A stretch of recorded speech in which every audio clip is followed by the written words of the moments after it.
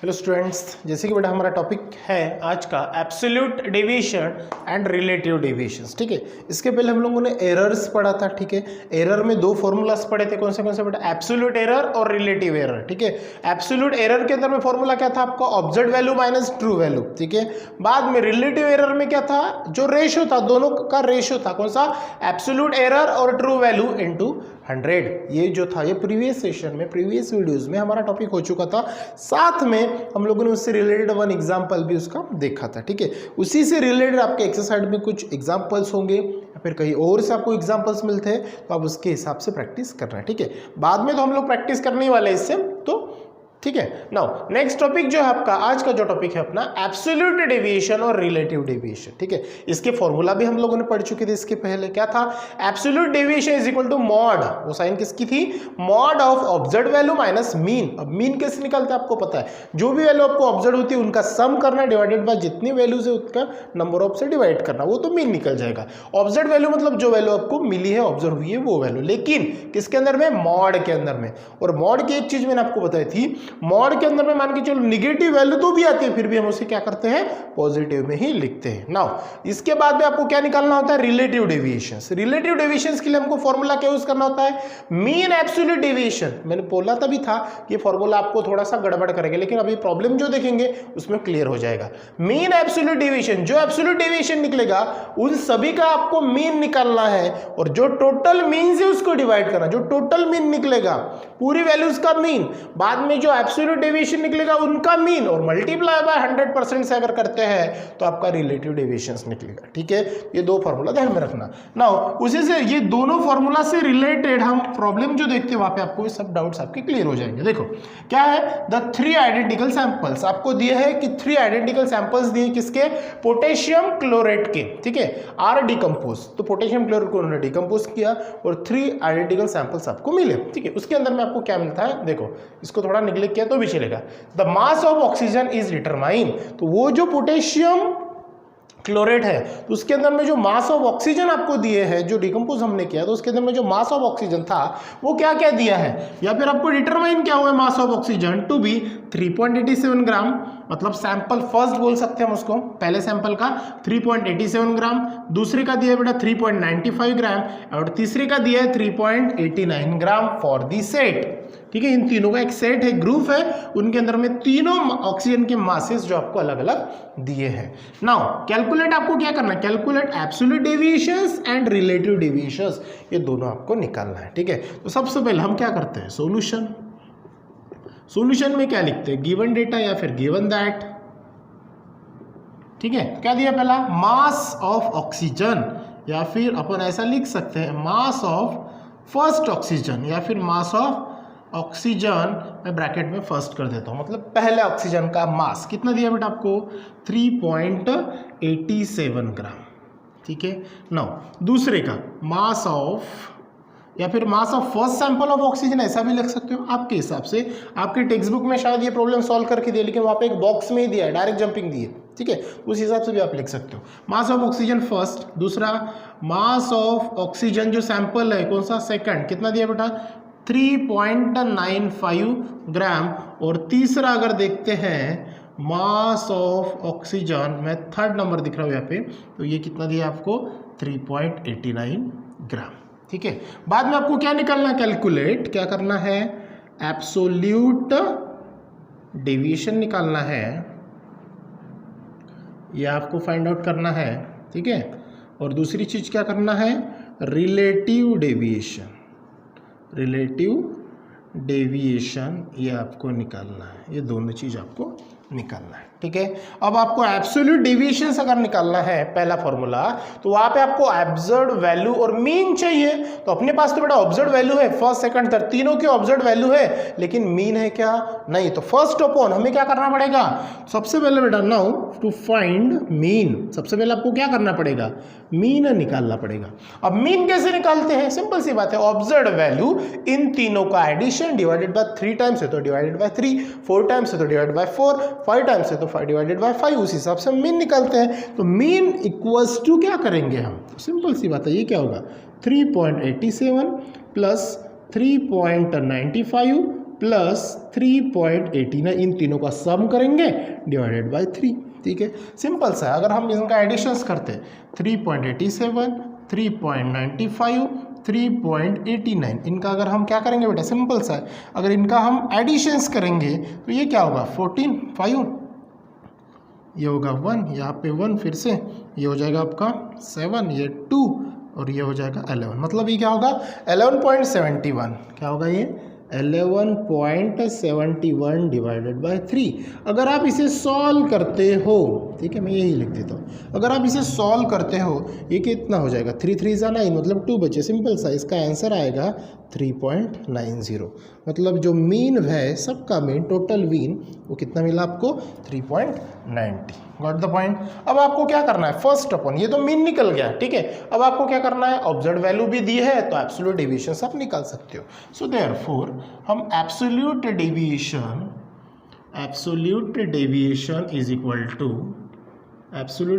Is equal to formula लगा सकते हैं, मॉड ऑफ, क्या है, मॉड ऑफ ऑब्जर्व वैल्यू, ठीक है, mod of observe value minus mean. ठीक है, अगर मैं ये फॉर्मूला तीनों टाइम्स नहीं लिखता बेटा, फर्स्ट के लिए अगर मैं बोलूँ, फर्स्ट मतलब क्या है, मास ऑफ ऑक्सीजन फर्स्ट, तो यहाँ पे क्या होगा, मॉड ऑफ, फर्स्ट के लिए अगर आएगी वैल्यू तो क्या होगा मॉड ऑफ, जो कि आपके बॉक्स टेक्स्ट बुक में बॉक्स के पैटर्न में दिया है, first absolute deviation mass of oxygen first के लिए क्या होगा, ऑब्जर्व वैल्यू कितनी है 3.87 माइनस मीन कितना है आपका, यस 3.90। तो इसका जो आंसर आएगा मॉड ऑफ कितना आ जाएगा बेटा, माइनस 0.03 आएगा। लेकिन जो मॉड की वैल्यू होती है वो हमेशा हम कैसे लिखते हैं, पॉजिटिव में लिखते हैं। तो ये पहला मिल गया आपको, पहला एब्सोल्यूट डेविएशन मिल गया पहले सैंपल का। उसी प्रकार दूसरे सैंपल का अगर हम देखते हैं तो यहाँ पे क्या लिखेंगे, मॉड ऑफ, मतलब एब्सोल्यूट डेविएशंस ऑफ सेकंड, किसका, absolute deviations of second mass of oxygen, ये आपको लिखना है यहाँ पे, absolute deviation of first mass of oxygen, यहाँ पे मैं लिख देता हूँ आपको, ये मेन फॉर्मूला हो गया। अगर यहाँ पे हम लिखते हैं absolute deviations of mass of oxygen first, तो ये हो गया पहले का। सेम टू सेम लिखना सेकंड के लिए, सेम टू सेम लिखना थर्ड के लिए, ठीक है। तो यहाँ पे सेकंड के लिए क्या होगा, ऑब्जर्व वैल्यू क्या है सेकंड की 3.95 माइनस मीन कितना मिला 3.90, जो वैल्यू मिलेगी इसकी कितनी हो जाएंगी, mod of 0.05 is equal to 0.05, ये पॉजिटिव में ही है, मतलब नेगेटिव की पॉजिटिव लिखने की जरूरत नहीं है।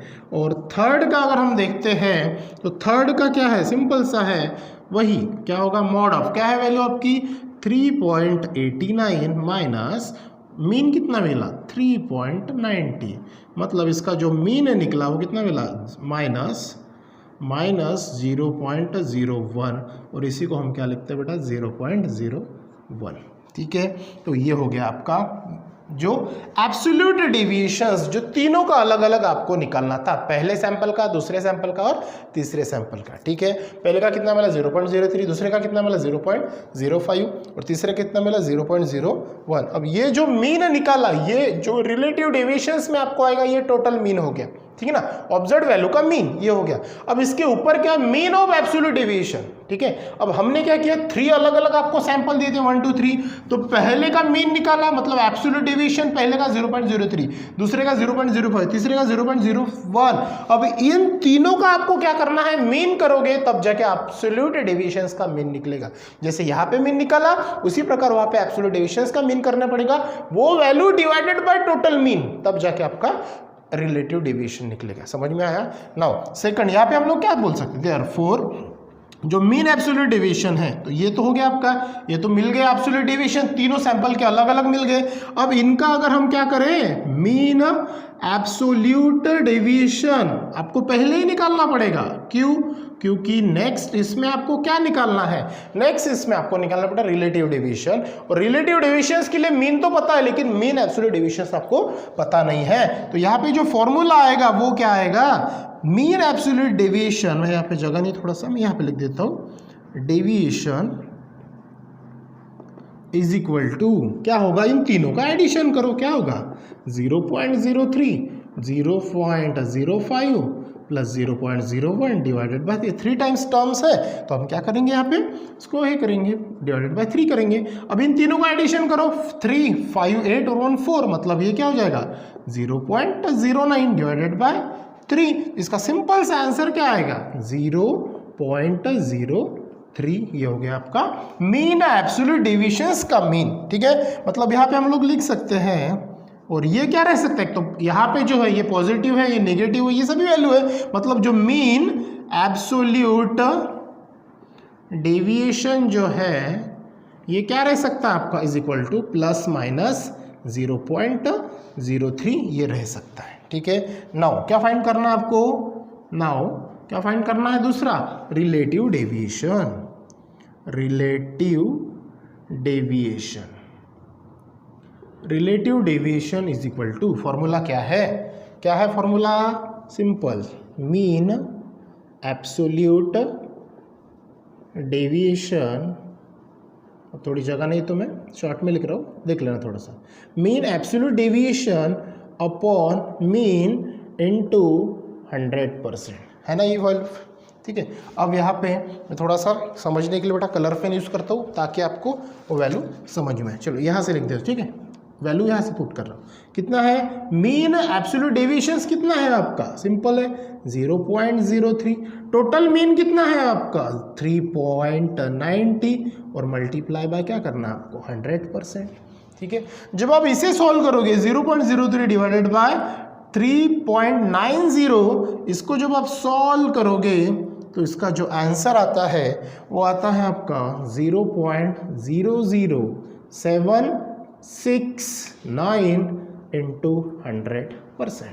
ठीक है, इसको जब सॉल्व करोगे 0.03 डिवाइडेड बाय 3.90 इंटू 100%, इसको जब सॉल्व करोगे तो इसका आंसर आएगा 0.00769 इंटू 100%, मतलब 100 है, 100 है तो ये 10⁻² लिख सकते हैं अपन। ठीक है, अब ये 10⁻² को कैंसिल करना है, 10⁻⁻2 पॉइंट सामने चढ़ाना पड़ेगा, इसका आंसर आएगा 2 डिजिट, मतलब 0.769, क्या आएगा आंसर 0.769। और इसी को हम लोग राउंड फिगर लिखते हैं, ये चीज पता है, पॉइंट के बाद थर्ड टर्म 5 या मोर देन 5 आया तो +1 करते हैं, या फिर इसको हम राउंड फिगर लिख देंगे 0.08%। आंसर क्या आएगा इसका 0.08%। ठीक है, देयरफॉर फाइनल में आपको आंसर क्या लिखना होता है, फाइनल में आप आंसर क्या लिखते हो, the absolute deviation is in each observations, क्या लिखोगे 0.03, 0.05 एंड 0.01, और रिलेटिव डेविएशंस क्या लिखोगे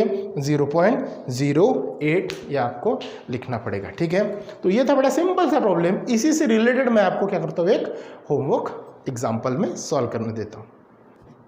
जैसे कि आपको ये जो है बेटा, ये जो एग्जाम्पल्स मैंने आपको दिया है ये आपको क्या करना है होमवर्क के तौर पे सॉल्व करना है। जैसे कि यहाँ पे हमारा आंसर आया था, जैसे कि पहला आंसर मीन क्या निकला था 3.90 और दूसरा क्या निकला यहाँ पे 0.8 चाहिए, सिर्फ 0.8।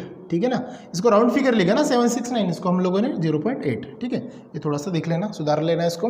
तो ये जो आंसर है सेम टू सेम पैटर्न में आपको वो एग्जांपल भी करना है, बस यहाँ पे 3 सैंपल्स वैल्यू दी थी। ये प्रॉब्लम में देखो क्या हुआ, the repeated measurement in volumetric analysis, एक वॉल्यूमेट्रिक एनालिसिस, वॉल्यूमेट्रिक के अंदर जो भी सब्सटेंस लिया है वॉल्यूम के अंदर में हम लिक्विड ही मेजर करते हैं ना, एक वॉल्यूमेट्रिक फ्लास्क होता है, उसके अंदर में एक सैंपल जो भी दिया उसका हमने एनालिसिस किया, तो end points were observed as, तो लास्ट में आपको क्या ऑब्जर्व हुआ 11.15 ml, 11.17 ml, 11.11 ml and 11.17 ml, ये सब्सटेंस जो भी सब्सटेंस वहाँ पे था तो वो आपको मेजरमेंट में मिला। बाद में आपको क्या करना है, calculate mean absolute deviation and relative deviations आपको निकालना है। यहाँ पे जो है उसके आंसर भी मैंने आपको दिए हैं, सेम टू सेम करना है, यही प्रॉब्लम्स के जैसा ही करना है। जैसे यहाँ पे ऑक्सीजन के सैंपल आपको दिए थे 3 टाइम्स करके हम लोगों ने मीन निकाला था, तीनों का एडिशन करके डिवाइडेड बाय 3, यहाँ पे 4 सैंपल दिए हैं, मतलब चारों का सम करना पड़ेगा, चारों का एडिशंस करना पड़ेगा डिवाइडेड बाय 4, तब जाके आपको पूरा मीन मिलेगा।